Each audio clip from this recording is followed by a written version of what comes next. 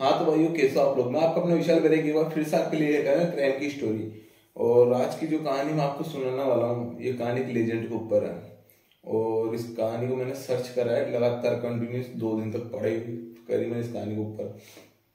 मैंने इस कहानी के लिए कंटिन्यूस 2 दिन जगा हूँ। मेरे आंखों से आप देख सकते हो डार्क सर्कल पड़ चुका है। और अभी आपको मैं कहानी सुना रहा हूँ रात के 3:30 बजे, क्योंकि मुझे पता भी मुझे नींद आने वाली है। फिर मैं आपको कहानी सुन रहा हूँ कि कल रिपोर्ट कर पाऊँ नहीं कर पाऊँ, इसलिए मैं भी आपको सुना रहा हूँ। अभी तक हमने भगत सिंह के बारे में बस इतना ही जाना है कि उन्हें फांसी होगी 23 मार्च को 1931 को। उसके बाद क्या हुआ किसी को पता नहीं। मूवी वगैरह में भी इतना ही दिखा था बस। पर जब मैंने कहानी पढ़ी, पूरी कहानी, तो फांसी के बाद क्या हुआ वो मैं आपको बताऊंगा इस कहानी में। तो कहानी शुरू होती है 17 दिसंबर को 1907 में, जब देश आजाद नहीं हुआ था। 1907 में कहानी थी। पंजाब में एक गांव लगता है बंगनाम। बंगनाम का एक गांव है। इस गांव में एक सिंह परिवार में जन्म हुआ था भगत सिंह का। जब भगत सिंह का जन्म हुआ था तो उनके पिता जेल में थे। पिता और चाचा जेल में थे, क्योंकि वो आजादी की लड़ाई लड़ रहे थे, तो उस चक्कर में वो जेल में थे। भगत सिंह के पिता का नाम किशन सिंह, उनके चाचा का नाम अजीत सिंह। ये अंग्रेजों के खिलाफ आंदोलन कर रहे थे, इसलिए जेल में थे जब भगत सिंह का जन्म हुआ था। तो जब जन्म हुआ उसके बाद ये जेल से बाहर आए। जेल से बाहर आए, भगत सिंह को देखा, भगत सिंह का नामकरण करा, सब कुछ अच्छा लगा। अब ये जो परिवार था भगत सिंह का, ये सब तरफ से सक्षम था। पैसों की तरफ से अगर मैं आपको बताऊं तो उस टाइम में, उस वक्त में सबसे करोड़पति मतलब अरबपति कह सकते हो आप। उस टाइम में पंजाब के अंदर भगत सिंह का परिवार अरबपति में से एक था। तो उस वक्त का सबसे अमीर परिवार भगत सिंह का। अब भगत सिंह का जो पूरा परिवार था, वो पूरा परिवार भगत सिंह का देश की आजादी के लिए लड़ाई कर रहा था। ऐसा नहीं है कि जिसकी मूवी में दिखाते हैं भगत सिंह ने आजादी की लड़ाई करी, ऐसा नहीं है। पूरा परिवार, मम्मी पापा काका बाबा चाचा चाची दादा दादी नाना नानी बुआ ताऊ, सारे के सारे आजादी की लड़ाई में अपना योगदान दे रहे थे। अब भगत सिंह का बचपन शुरू से सेनानियों में बीता और देश प्रेमियों के बीच में बीता। तो कहीं ना कहीं जैसा बच्चे देखते वैसे सीखते हैं। तो भगत सिंह बचपन से 2.5-3 साल की उम्र से सब ये देख रहा था, समझ रहा था कि देश की आजादी के लिए परिवार किसे क्या कर रहा है। तो स्टार्टिंग से सब में उसकी जवानी बीती भगत सिंह की स्टार्टिंग से। अब भगत सिंह के मन में कहीं ना कहीं छोटी सी उम्र में ये बात घर कर गई कि देश की आजादी इंपॉर्टेंट है। वो देश की आजादी के लिए सपना देखने लगे भगत सिंह। अब जब भगत सिंह देश की आजादी के लिए सपना देखने लगे तो भगत सिंह की माँ, जिनका नाम विद्यावती की भगत सिंह की माँ विद्यावती, भगत सिंह के लिए, उनकी माँ के लिए भगत सिंह से बढ़कर कुछ भी नहीं था। एक तरफ से देखा जाए तो उनकी माँ के लिए आंखों का तारा था भगत सिंह उनका, क्योंकि एक लड़का परिवार में, वो भी एक लौता, तो वो तो वाजिब बनता है। और आप किसी न्यूज में ये नहीं बताया गया वो कि भगत सिंह के पिता का नाम क्या है, माँ का नाम क्या है, चाचा का नाम क्या है। ये सब आपको बता रहा हूँ। आप इतने जानते हो कि देश की आजादी की लड़ाई में भगत सिंह, राजगुरु, सुखदेव शहीद हुए, पर इनके सेविक और भी शहीद हुए। सुनते रहिए कहानी। तो भगत सिंह ने अपनी माँ से जो चीजें सीखी वो है बुद्धि कौशलता, सहन शक्ति, अंतर्ज्ञान जैसी और भी कई चीज सीखी भगत सिंह ने अपनी माँ से। और भगत सिंह ने अपने पिता से सिखाया अंतर साहस, बलिदान, देशभक्ति, देश के लिए भाव, देश से प्यार, आजादी की लड़ाई कैसे लड़ी जाती है, ये सब भगत सिंह ने अपने पिता से सीखा। भगत सिंह ने अपने पिता को एक दिन खेत में जा रहे थे भगत सिंह के पिता, तो भगत सिंह भी साथ साथ में खेत में। उस वक्त भगत सिंह की उम्र महज 5 साल थी, तो भगत सिंह भी साथ साथ में बच्चे थे। तो उनके पिता आम की गुठली खेत में बा रहे थे। तो भगत सिंह ने पूछा कि पिताजी ये क्या है। तो भगत सिंह के पिता ने उन्हें समझाया कि भगत, हम इस बीज को अगर जमीन में पाएंगे तो कुछ समय बाद ये बीज पेड़ बनेगा। पेड़ बनने के बाद कुछ सालों बाद ये बीज हमें फल देगा बड़ होकर, क्योंकि हम जैसे बीज बोएंगे वैसे फल मिलेगा हमें। तो भगत सिंह ने जब ये बात सुनी तो भगत सिंह इस कच्ची उम्र में दौड़ कर अपने घर पे गए और घर से एक पिस्टल और 3 गोली लेकर आए। लाके वो इधर जमीन में गार में दफनाने लगे। जब पिताजी ने ये चीज देखी तो भगत सिंह के पिता किशन लाल ने पूछा उनसे कि बेटा भगत ये क्या कर रहे हो। तो भगत ने उनके पिताजी से बोला कि पिताजी जैसा आप आम की गुठली बारो ऐसे मैं बार हूँ, तो समय के साथ इसका पेड़ निकलेगा और इसमें बहुत सारी बंदूकें निकलेगी। ये बंदूकें निकलेगी तो हम सब मिलकर फिर बंदूकें तोड़ के फिर हम जितने भी देशभक्त है हम सब देश का आजाद करा देंगे, देश की लड़ाई में काम आएगी बंदूकें। जब भगत सिंह के पिता ने ये देखा कि उनका बच्चा इतना छोटा है और इतनी मासूम सी उम्र में ऐसी चीज कर रहा है, देश के लिए इतना प्यार। तो कहीं ना कहीं उनके पिता को लगा कि भगत सिंह बड़ा होकर देश की लड़ाई में आगे से आगे कदम बढ़ाएगा। लेकिन भगत सिंह को ये पता नहीं कि मतलब उम्र कच्ची थी, तो ये पता नहीं अच्छा बुरा क्या होता है। अब भगत सिंह की 5 साल की उम्र में भगत सिंह का गुस्सा बहुत हाई था। तो बचपन से गुस्सा वाला, गुस्से के स्वभाव के, तो बचपन में जब भगत सिंह अपने दोस्तों के साथ खेलते थे, तो खेल कैसे खेलते थे, 2 ग्रुप करते थे। एक सामने वाला तो उन्हें कहता है तुम अंग्रेज हो और हम देशभक्त हैं, तो आपस में झगड़ा करते थे। तो मतलब वो इस चीज के लिए तैयार होते थे कि अगर कभी इन फ्यूचर भविष्य में अगर लड़ाई हुई अंग्रेजों से तो हम किस तरीके से लड़ेंगे। जब 5 साल की उम्र में ये सारी चीजें भगत सिंह सीख रहे थे। जब भगत सिंह की उम्र 6 साल की हुई, जब उनके पिता ने उन्हें स्कूल में रखने की सोची, स्कूल में दाखिला कराने के लिए सोची, तो भगत सिंह ने उनके पिताजी से पूछा कि पिताजी कौन से स्कूल में मेरा दाखिला करा दो। तो पिताजी ने बोला कि लाहौर के बीयूसी स्कूल में। तो भगत सिंह ने जैसे ही नाम सुना कि ये स्कूल अंग्रेजों का है, तो भगत सिंह ने तुरंत मना कर दी, साफ मना कर दी कि नहीं पिताजी मैं इस स्कूल में नहीं पढ़ूंगा, पढ़ाई के लिए मना कर दी। अब भगत सिंह ने अपने पिता से भगत सिंह ने अपने पिता से दयानंद स्कूल में एडमिशन कराया, जो कि वहीं के पास वाले किसान के बेटा पढ़ लिख कर वो पढ़ेगा, उसने स्कूल बोला, तो उसके स्कूल में एडमिशन कराया। अब बचपन से भगत सिंह का पढ़ने में बहुत तेज दिमाग था, बहुत हाई वाला दिमाग था भगत सिंह का पढ़ाई में। अब भगत सिंह का जीवन अच्छे चल रहा था, लेकिन भगत सिंह का जीवन जब बदला, जब 13 अप्रैल 1991 आया। 13 अप्रैल 1991 में जलियांवाला बाग हत्याकांड हुआ था, जो बहुत बार अपने पेपर में भी आता है कि जलियांवाला बाग हत्याकांड कब हुआ था, कैसे हुआ था। तो जलियांवाला बाग हत्याकांड होता है जहाँ पे कुछ लोग, जब हिंदू मुस्लिम नहीं हुआ करते, जब पूरा देश एक था, लाहौर भी इंडिया के अंदर था, हिंदुस्तान में था, और हिंदू मुस्लिम सब एक थे। ये आजादी के बाद बटा है देश, उससे पहले सब था। तो हिंदू मुस्लिम सब मिलकर प्लानिंग कर रहे थे वहां पर कि कैसे देश को आजाद कराए, कैसे क्या कराए।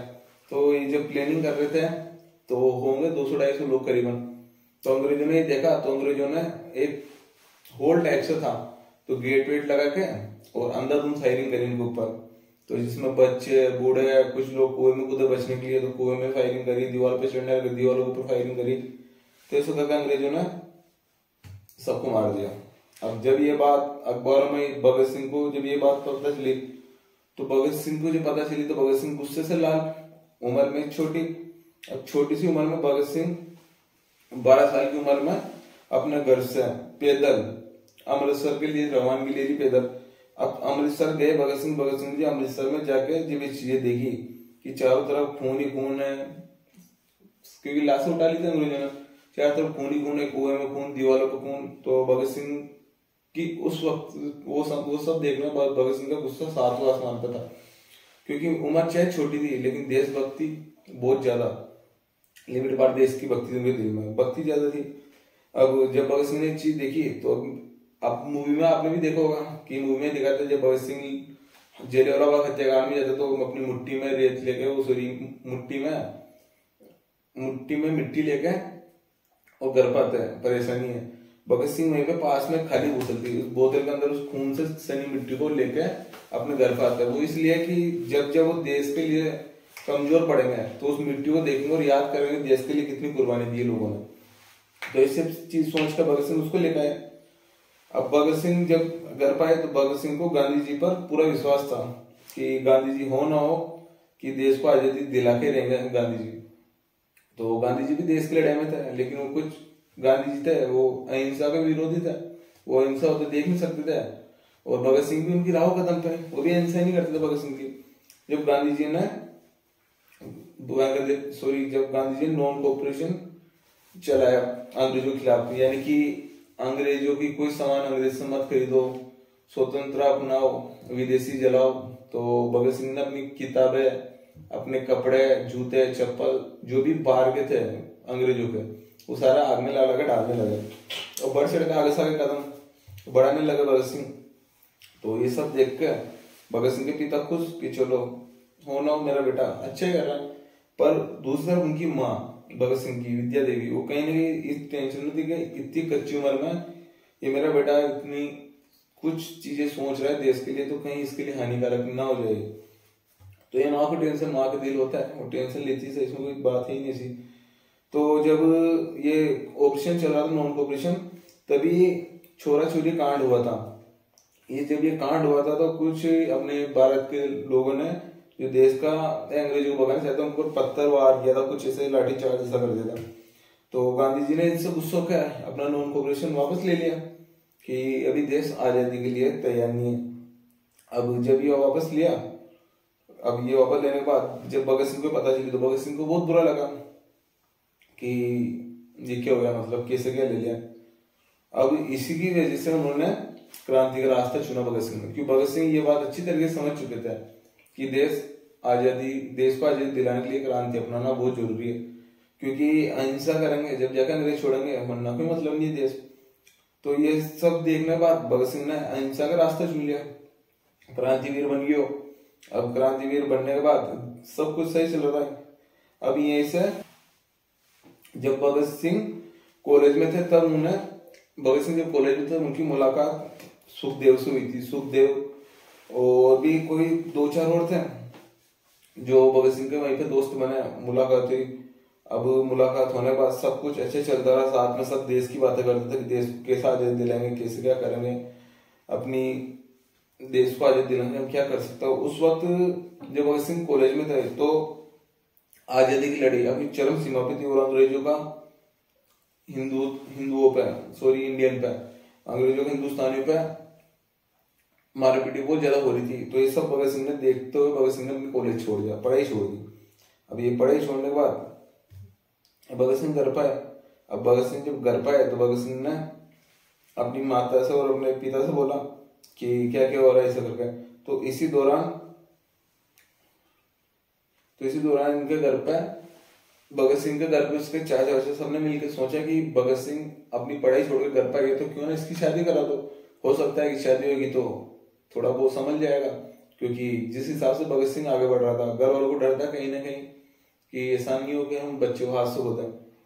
जय आजादी की लड़ाई में थे, लेकिन डर बना रहता माँ बाप को। तो इसी दौरान भगत सिंह के घर पर रिश्ता वाला है, भगत सिंह का रिश्ता तय करा शादी के लिए। भगत सिंह ने रिश्ता तय करा शादी के लिए भगत सिंह का। तो भगत सिंह ने साफ साफ मना कर दिया शादी करने से लिए कि अगर मैं शादी करूंगा तो अभी नहीं करूंगा, देश आजाद होने के बाद करूंगा। तो भगत सिंह की माँ ने, पिता ने, सबने समझाया, परिवार ने, कल्ले पर भगत सिंह ने करने से शादी मना कर दी। भगत सिंह ने बोला कि शादी करूंगा तो अपनी मौत से, वही मेरी दुल्हन होगी। जिस दिन मेरा देश आजाद होगा, या तो मैं देश के लिए मर जाऊंगा, या फिर बच गया तो बाद में शादी करूंगा, अगर मर गया तो मौत ही मेरी दुल्हन है। तो ये बात भगत सिंह ने बोली। अब ये फैसला लेने के बाद भगत सिंह कानपुर की तरफ रवानगी ले ली। भगत सिंह कानपुर की तरफ चल पड़े। अब जब कानपुर गए तो भगत सिंह वहीं पे जो उनके दोस्त थे, ये सब मिलकर नौ युवा को, मतलब आज वो उस समय के लड़कों को जो देश के लिए कुछ करने की सोचते हैं, उनको भगत सिंह ने साथ में लिया, अपने साथ जोड़ा, उन्हें समझाया कि देश को कैसा आजादी दिलाएंगे, कैसे क्या करेंगे। इस सारी चीजें भगत सिंह ने उनके दोस्तों को समझाई। फिर तारीख आती है 1926 में। 1926 में भगत सिंह ने लाहौर में कीर्ति नाम की एक, उस वक्त जैसे कि नोटबुक समझ लो, उस वक्त एक नोवेल थी कीर्ति नाम की।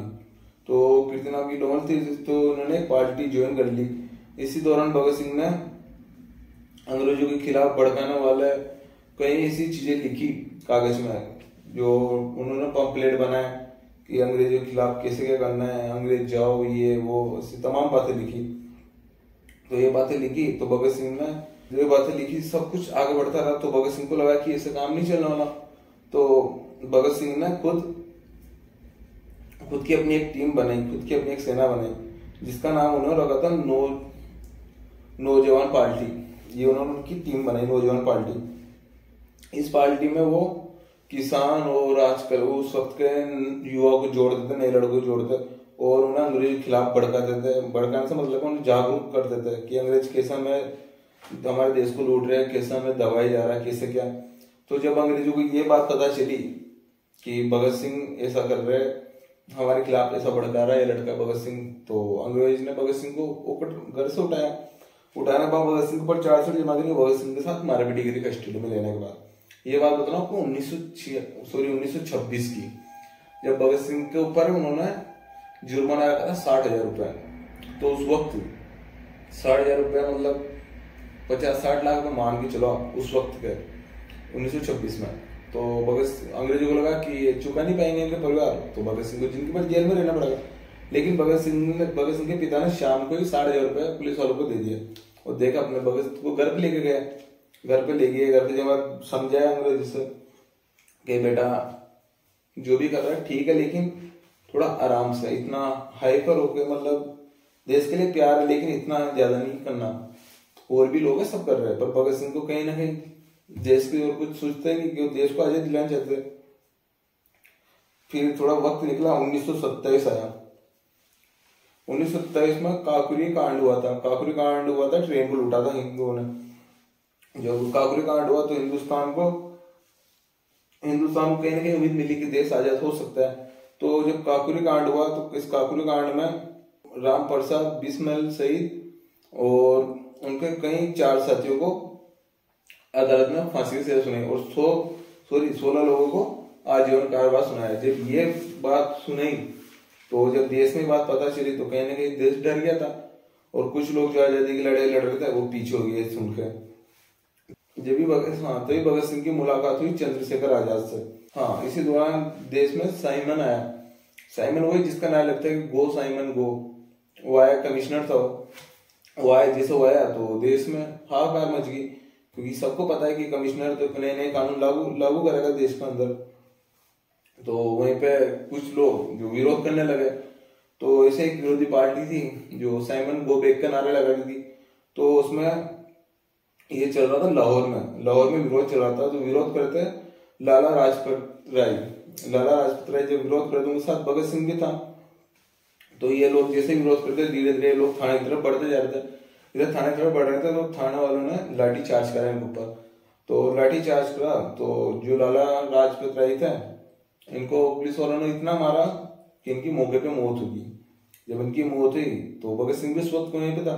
तो भगत सिंह ने जिसने इनको मारा है वो था साइमन। तो भगत सिंह ने कहीं ना कहीं सोचा कि इसको मारना है साइमन को। तो जब उनकी मौत हुई तो भगत सिंह ने बदला लेने की सोची। जब भगत सिंह ने बदला लेने के लिए चंद्रशेखर आजाद, राजगुरु, कुछ और भी उनके साथी थे, इन सब ने मिलकर पहले जेम्स कोर्ट को मारने की प्लानिंग करी, उनकी हत्या करने की प्लानिंग करी। जब जेम्स कोर्ट को मारने के लिए प्लानिंग करी तो इन्होंने जेम्स कोर्ट के पास जाकर थाने के पास में छुप गए। तो जैसे ही थाने से गुप्त से बाहर आया तो इन्होंने भगत सिंह ने अंधाधुंध फायरिंग कर दी उसके ऊपर। पर जब वो फायरिंग करी तो जेम्स कोर्ट को ना लगते हुए किसी और को गोली लग गई। अब जिसको मारा वो बड़ा सीआई था, जेम्स कोर्ट से बड़ा सीआई था, साइमन के मुकाबले का। तो जब उसको मारा तो पूरे देश में हाहाकार मच गई। अब इधर पूरे देश में हाहाकार मच गई तो पुलिस वालों ने तय किया कि भगत सिंह को ढूंढो जहाँ कहीं भी है। तो पुलिस वालों ने पूरा ट्राई करा भगत सिंह को ढूंढने के लिए। पूरे देश में हाहाकार मच गया, भगत सिंह को ढूंढते रहे, कोई इधर ढूंढ रहा कोई इधर ढूंढ रहा, लेकिन भगत सिंह नहीं मिला। अब भगत सिंह खुद को बचाने के लिए भगत सिंह ने अपनी दाढ़ी, अपने बाल ये सब कटवा लिया, क्योंकि वो एक सिंह थे, मतलब सरदार। तो सरदार लोग अपनी दाढ़ी और बाल कभी नहीं, दाढ़ी कटा लेंगे लेकिन बाल कभी नहीं कटाते। लेकिन भगत सिंह का देश प्रेम था जो भगत सिंह ने अपनी दाढ़ी और बाल भी त्याग दिए अपने देश के लिए। तो इधर भगत सिंह ने दाढ़ी बाल सब कटवा लिया। अभी ये कटवाने के बाद भगत सिंह वहां से लाहौर की तरफ निकल गया। जब भगत सिंह वहां से निकला तो पुलिस वाले ढूंढते रहे। अब पुलिस वालों को ढूंढते ढूंढते 1 साल हो गया, लेकिन भगत सिंह पुलिस वालों के हाथ में नहीं आए। अब 1929 में भगत सिंह ने राजगुरु, सुखदेव, चंद्रशेखर आजाद, बटुकेश्वर दल की क्यों ना पार्लियामेंट में बॉम्ब अटैक करा। बॉम्ब अटैक से होगा कि जो अंग्रेज है वो डर जाएंगे। तो 8 अप्रैल 1929 में भगत सिंह इन सबने मिलकर प्लानिंग करी। तो साथ में ये कुछ कागज भी रख के ले गए थे, कागज भी रख के ले गए और 2 बम लेके गए। जो 2 बम लेके गए साथ में,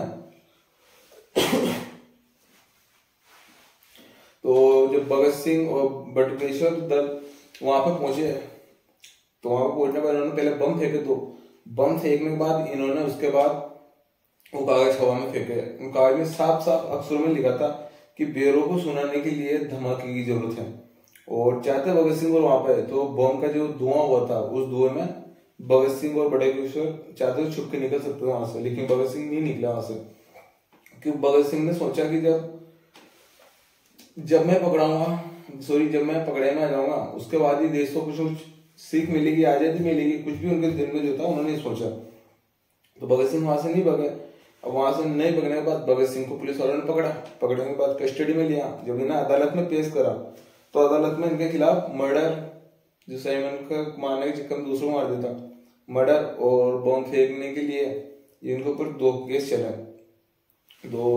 चला। तो जेल में जब इन्हें डाला गया, तो अब यहाँ पे देखना भगत सिंह की देशभक्ति। जब जेल में डाला गया ना, तो इन्होंने जेल में देखा कि अंग्रेज जो सिपाही है, वो उनका अंग्रेज लोग है, उनकी कंट्री के लोग हैं, उनके साथ अच्छा व्यवहार कर रहे हैं। और जो हिंदुस्तानी है, उनके साथ मारा पीटी, खाने के लिए अच्छे खाना नहीं दे रहा, पहनने के लिए अच्छे कपड़े नहीं दे रहे। ये सब चीज जब उन्होंने देखी, तो उनको कहने का बुरा लगा। तो भगत सिंह और उनके टीम के जो कुछ आदमी अंदर थे, लगभग 7-8 आदमी अंदर थे, तो उन्होंने फैसला करा कि क्यों ना आंदोलन करो, अंदर भूख हड़ताल करो। इनके सब साथी ने भूख हड़ताल करी। किसी ने 5 दिन, किसी ने 10 दिन, ज्यादा किसी ने 15 दिन। सब टूटने लगे धीरे, क्योंकि भूख और प्यास तोड़ देती आदमी को, सब टूटने लगे धीरे। तो पर एक भगत सिंह थे, पता नहीं कौन सी मिट्टी के बने थे, वो यकीन नहीं होता कभी सोचकर कि ऐसा भी हो सकता है। वो अजीब सी मिट्टी के बने हुए थे। वो लगभग 64 दिन तक, 2 महीने 4 दिन तक बिना पानी पिए, बिना खाना खाए वो भूख हड़ताल करते रहे। और इस भूख हड़ताल में ऐसा नहीं कि उनके दिल से उनकी आवाज कमजोर होगी या फिर कुछ भी नहीं, उनका वजन जरूर बढ़ गया था, लेकिन देशभक्ति वो की ओर बढ़ती गई। तो जब अंग्रेज ने देखा, तो अंग्रेज ने सोचा कि ऐसे तो काम नहीं चलेगा। तो अंग्रेजों ने उनकी बात सुन ली, भगत सिंह की बात सुन के वही अच्छे कपड़े, अच्छा खाना और सब कुछ चलने लग गया। और अंदर से भगत सिंह किताब लिखते थे, किताब को बाहर बेचते हैं। और डरने के बाद जो बाहर वो किताब लिख के बेचते थे, जो उनमें मुहावरे लिखते थे, तो बाहर की जो पब्लिक थी वो भगत सिंह की तरफ हो गई थी। तो कहीं ना कहीं इनको सबको डर लगने लग गया था कि भगत सिंह को अगर टाइम से अगर फांसी नहीं दी गई, बिल्कुल वो उम्र की थी, फांसी कोई सजा नहीं थी, पर अंग्रेजों ने सोचा कि इनको फांसी देना जरूरी है, फांसी देंगे तो काम ये खत्म हो जाएगा। तो 7 अक्टूबर 1930 को मर्डर केस में भगत सिंह, सुखदेव, राजगुरु, इनको फांसी की सजा सुनाई। तो फांसी की सजा तय हुई 24 मार्च 1931। इन तीनों को फांसी की सजा सुना दी गई। अब फांसी की बात सुनकर पूरे देश में हंगामा, धरना प्रदर्शन, रैलियां निकालने लगी भगत सिंह के लिए। और कहने लगा अंग्रेज कि फांसी की सजा वापस लो, अगर नहीं लोगे सजा वापस तो आंदोलन होगा, अब थाने को आग लगा देंगे, ये सारी चीजें। तो अंग्रेजों ने ये सब जब देखा, तो उनको कहीं ना कहीं डर लगने लग गया कि ऐसा नहीं हो कि इनके चक्कर में जो पूरा देश एकजुट हो गया, हमें यहाँ से खदेड़ दे, भगा दे, थाने में आग लगा, कुछ भी करते हैं। तो 24 मार्च की जगह अंग्रेजों ने 23 मार्च को फांसी देने के लिए भगत सिंह को सोचा। तो 23 मार्च को उन्होंने फांसी देने के लिए भगत सिंह को सोचा। तो जब इन्हें फांसी देने के लिए भगत सिंह को वो सुखदेव, राजगुरु को ले जाया गया, तो एक गीत गुनगुनाते हुए जाते हैं। अब कंफर्म नहीं वो कौन सा था, लेकिन मूवी में दिखा था मेरा रंग दे बसंती चोला, पता नहीं वही था नहीं, मैंने पढ़ा उसमें तो ऐसा कुछ नहीं था, उसमें लिखा था गीत गुनगुनाते। तो ले गए ना, देशभक्त है। अब 23 मार्च को तीनों फांसी होनी थी। अब इनको ले गए, इनको ले जाने के बाद पर इन्हें फांसी के फंदे पे जब चढ़ाया गया, तो इनसे पूछी कोई आखिरी इच्छा। तो भगत सिंह ने आखिरी इच्छा जताई कि हमारे हाथ और हमारा चेहरा खुला रहना चाहिए। और मूवी में दिखाता है कि आपस में गले लगने की बोला, तो ऐसा कुछ भी नहीं बोला, ये सब फालतू बात है। हाथ खोले और मुंह पे कपड़ा हट नहीं रखने की बोला था भगत सिंह, राजगुरु, सुखदेव ने, तीनों ने। तो ये बात बोली थी। तो जब ये बात हुई तो पुलिस वालों ने हाथ तो खुले छोड़ दिए इनके, लेकिन कानून के हिसाब से मुंह ढकना था, मुंह ढका रहा इनका। तो मुंह ढका रहा, जब इन्हें कपड़ा डाला इनके मुंह पे तो इन तीनों ने इनकलाब जिंदाबाद का नारा लगाया, इनकलाब जिंदाबाद का नारा लगाया। तो जो आसपास की पब्लिक थी, जो थाने के आसपास गिरा हुआ थी, उनको भी आवाज कहीं ना कहीं। तो उनको जब भी शक नहीं हुआ, उनको लगा कि कल फांसी तो आज नारे लगा रहे, हो सकता है फांसी टल जाए, और गांधी जी चाहते हैं तो टला सकते थे फांसी। तो कुछ लोग गांधी जी के पास भी गए, भगत सिंह के दोस्त हो, पर फांसी नहीं डाली उन्होंने। अब लोगों को लग रहा था 24 मार्च को होगी फांसी, पर यहाँ फांसी 23 मार्च को ही होगी। 23 मार्च को भगत सिंह को इनको फांसी दे दी गई। अब इनको फांसी देने के बाद अंग्रेजों को डर लगा कि अगर बार पता चला कि हमने टाइम से पहले इनको फांसी दे दी तो हो ना हो पब्लिक अंदर आ जाएगी सारी, तो पब्लिक आएगी, मारा पीटी कुछ भी हो सकता है। तो ये बात इन्होंने सोची। तो ये सोचने का तो भगत सिंह को उन्होंने, अब इसका आगे जो मैं आपको बताने वाला हूँ, एक सेकंड में देखो। हाँ, तो इन्होंने क्या करा, जब उन्हें फांसी दे दी, उन्होंने फांसी के फंदे से उतारा। उतारने के बाद उन्होंने पूर्ता फिर उनके साथ, पूर्ता मतलब कुछ भी समझ सकता हो। तो इन्होंने कुल्हाड़ी से भगत सिंह के टुकड़े करे, छोटे छोटे, लगभग टुकड़े बहुत ज्यादा थे, मतलब कहानी जैसे तक इतने करे, पर टुकड़े करे। भगत सिंह, राजगुरु, सुखदेव, इन तीनों को टुकड़े करे। टुकड़ा करने के बाद इनकी लाशों के टुकड़े को उन्होंने एक बोरी में डाला अंग्रेजों ने। बोरी में डालने के बाद बाहर एक ट्रक खड़ा था, ट्रक के अंदर वो टुकड़े डाले बोरी को, और ले जाके पास में एक नदी पड़ती है, सतलज नदी। ये वहीं पे थाने से 1-2 किलोमीटर की दूरी पे थी सतलज नदी। अब नदी किनारे ले जाके इन पे वो केरोसिन डाला, केरोसिन डाला, अंतिम संस्कार नहीं करा, केरोसिन डाला। तो उनके ऊपर केरोसिन डाला, केरोसिन डाल के उनकी बॉडी को आग लगा दी। जब आग की लपटें गांव वालों ने देखी, क्योंकि लोग बाग जग ही रहता है, क्योंकि सबको आंदोलन कर रहे थे सब, तो उनको लगा कहीं ना कहीं अंग्रेजों की कोई साजिश है। तो गांव वाले कुछ लोग दौड़ कर वहां पाए। तो जब अंग्रेजों ने गांव वालों को आते हुए देखा तो उन्होंने सोचा कि वो भगत सिंह की हालत देखेंगे कि हमने इसे टुकड़े किए तो बहुत भारी पड़ जाएगा मामला। तो जब उन्होंने ये चीज देखी तो अंग्रेज वहीं से भागे, लेकिन भागने से पहले उन्होंने भगत सिंह के टुकड़े नदी में फेंक दिए थे ताकि वो डूब जाए, कुछ भी हो जाए। नदी में फेंक, 2 बार किए सुखदेव ने सबको टुकड़े फेंकते, आधी जली लाश, आधी बुझी लाश। एक देशभक्त का हाल ही हुआ। तो टुकड़े फेंक के वहां से भाग गए। जब गांव का आए, भगत सिंह के मम्मी पापा आए, चाचा चाची, इन्होंने देखा तो इन्होंने जब टुकड़े जोड़ा तब इनको पता चला कि ये भगत सिंह, राजगुरु, सुखदेव का टुकड़ा है। उसके बाद इन्होंने इन सारे टुकड़ों को इकट्ठा करके जमा के, और जो रीति रिवाज होते हिंदू में, वो उस रीति रिवाज से अंतिम संस्कार किया तीनों का। जब अंतिम संस्कार हुआ उसके बाद साइमन गो बैक के नारे लगे, और पूरा देश एक हो चुका था जब तक कि भगत सिंह की मौत ने पूरे देश को जोड़ने का काम कर दिया था। अब पूरा देश एक हो चुका था तो कहीं ना कहीं अंग्रेजों को डर था, तो अंग्रेजों को उस वजह से भी देश छोड़ के जाना पड़ा। तो 80% अंग्रेज देश इसीलिए छोड़ के गए कि भगत सिंह की फांसी हुई थी, इसलिए। मैं यूं नहीं कह रहा हूँ 100%, 80%, बाकी 20% में गांधी जी का भी योगदान था, थोड़ा थोड़ा सबका योगदान था, बाकी 80% योगदान इनका ही था, भगत सिंह का। और एक परिवार को लगता है, कांग्रेस को, कि आजादी उन्होंने दिलाई है देश को, परेशानी आजादी दिलाई भगत सिंह ने। ये रियलिटी कहाँ भगत सिंह को आजादी दिलाई। अगर वो चाहते थे तो भी घर पे बैठ सकते थे, वो भी आराम कर सकते थे अपने घर पे बैठ के, आराम से खाते पीते।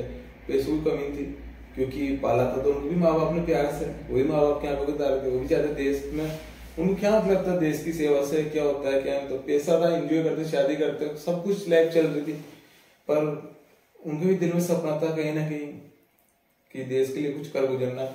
और एक और इम्पोर्टेंट बात, जब मैंने उनकी एक किताब पढ़ी तो उस किताब में एक लाइन लिखा दी थी, वो खुद भगत सिंह की आखिरी लाइन थी, वो जो भगत सिंह ने खुद ने लिखी किताब, भगत सिंह ने मरने से पहले भी किताब लिखी अपनी।